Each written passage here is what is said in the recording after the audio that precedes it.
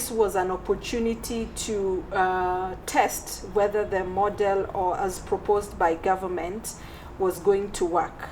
Is it possible to keep children in families regardless of what families are going through? Is it possible to reintegrate children back into families? So we were demonstrating that it's actually possible, despite the circumstances that the families are going through, that circumstances that are there in the community.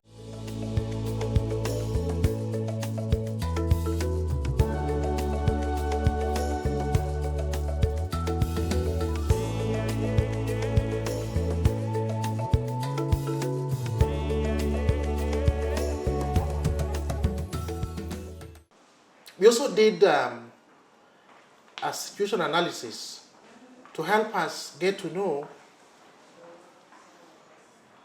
the situation that we are going into. It is key that before you move into a house, you know what is in that house. So we did what we call sit-in to give us an insight on where we are going. I wanted to say that care reform needs continuous monitoring. The implementation itself needs continuous monitoring to ensure that things are right. We also conducted a disability assessment among households to really understand what issues were affecting them and their children. And based on the assessment, we were able to understand that there was need to support the families to really gain the knowledge on how to support their children, find value in loving their children and regarding them as any other child, and really accord them the support that uplifts their dignity. From the pilot county, the evidence that we got there is what we are using now to do the scale up for these other demonstration counties.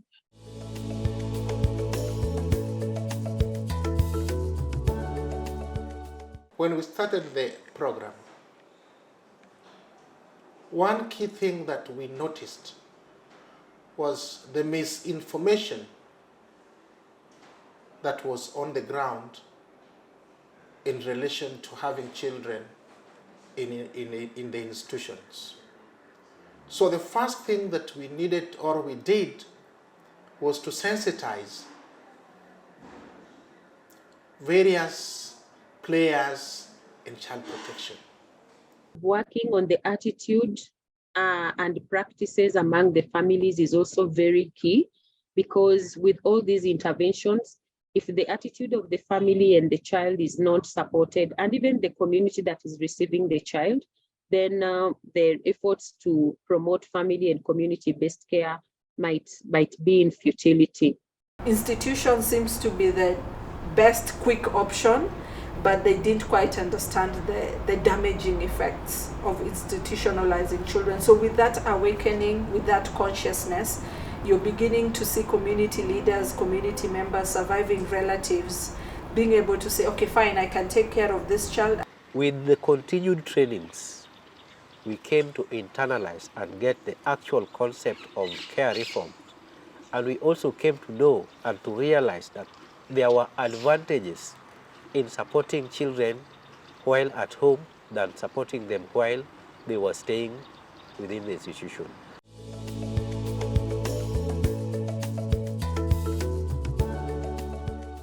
After sensitizing the number of players, we realized that we did not have documents. We did not have documents to use, documents that would help us. We did not have structures. We did not have a standard operating procedure that would help us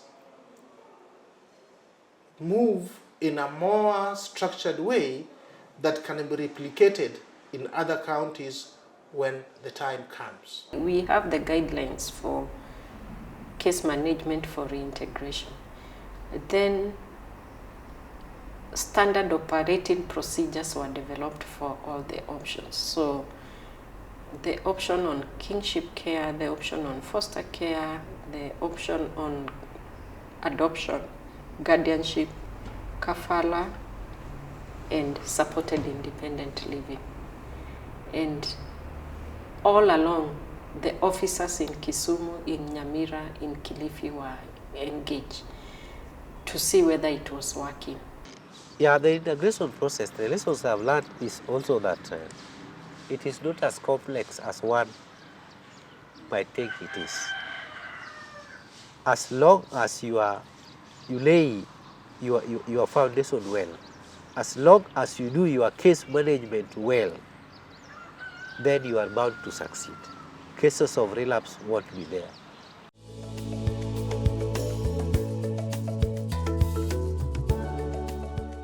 The other lesson that we are learning is that it's possible for government to implement care reform work, but there is need for a well-capacitated workforce and adequate workforce. So in terms of capacity, a lot has been done to build their capacity on family strengthening initiative, case management processes, reintegration processes, and how to work with communities to ensure that children remain in families. So in Kisumu and Nyamira counties, the cadre of frontline workers with whom we work with are now well trained and empowered to do this work. Continuously. We were trained on how to do the assessment. Which cases do we begin with first? How do we prepare the child? How do we prepare the family? And at what stage do we say that a child now qualifies to be reintegrated back home? And then after reintegrating, do we just leave a child at that point, or do we continue doing our monitoring? So the trainings actually equipped not just a few of us, but nearly all of our staff on how to go about the reintegration process. We used the structures that are there. There is a community structure in Kenya known as Child Protection Volunteers. It is a structure under Department of Children's Services. So we mobilized that community structure to help in the tracing of families and working together with the social workers in the institutions and also with the children officers. The CPVs are very critical. Critical because the department is thin on the ground, and CPVs work even up to the villages. When children are integrated back into the community or into the households, it's the CPVs and social workers that move around within these locales to ensure that these children are safe where they are.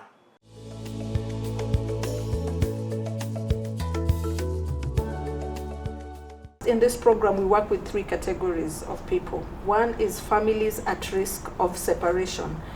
In those families, there could be circumstances, be it poverty, be it family dysfunction, be it other aspects that could lead to family breakdown, that could deny children to thrive in those family environments. So we work with them to ensure that the family is stable enough. The second category that we work with are children who are now being reintegrated back. The family, they had already separated from their families. Now they're being reintegrated back or reunified with their biological families or other alternative forms of family-based care. Reintegration is a process. We start by family preparation. We prepare the families and inform them the importance of the children being within the family and the benefits of them as a family having their children raised within them. Then after that, after preparing the family is when we go to the next step, which is placing the children with the families. After placing the children with the families, we don't leave the children at that level. We do family monitoring. We monitor the children in the family levels. We also monitor them while they're in schools. The third category that we work with are caregivers, children, young people who have been in care, and now they are graduating from care, and now they are supported to live independently within the community. We are trying to expand the program in a way that it is responsive to the needs of the children with disability and their families. And what happened, again, together with changing the way we care, we supported pieces of work on disability, one of them looking at the assessment and the needs, which has led to development of guidelines to support, not guidelines, support package for families with children with disability, plus technical guidance on children with disabilities.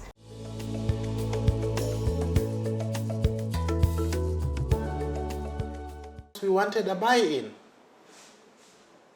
We wanted a buy-in from all the players, because we realized that care reform cannot be driven by only a single agency, Directorate of Children's Services.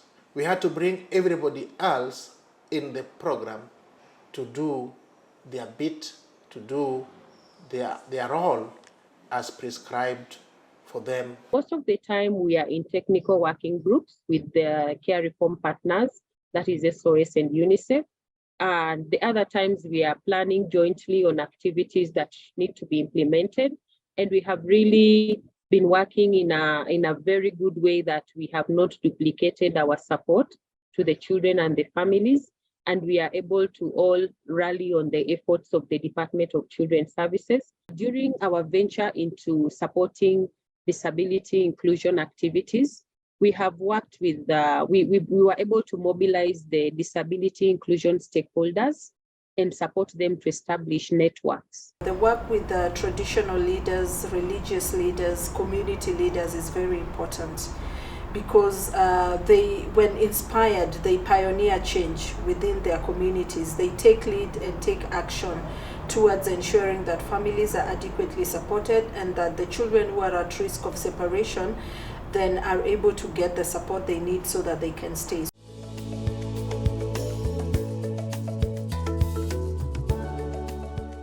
There is a need to have a buy-in from government. If you don't have a buy-in, implementation can be very difficult, especially on the areas of resource allocation, because with care reform, you need to have resources ready for implementation. Otherwise, you stop on the way and you are stuck. The bigger lesson also is working with donors or financial supporters of CCIs, because they channel funding to CCIs to support center-based initiatives. So it is quite critical to do advocacy at global, at regional level with the donors who support CCI, so that they can transform their support towards family-based care. The most important thing is to convince the donor. It is we to make them know the benefits of supporting a child while staying within a household, so that they also buy in the idea that we have, because unless they accept it, then as an organization you cannot go it alone.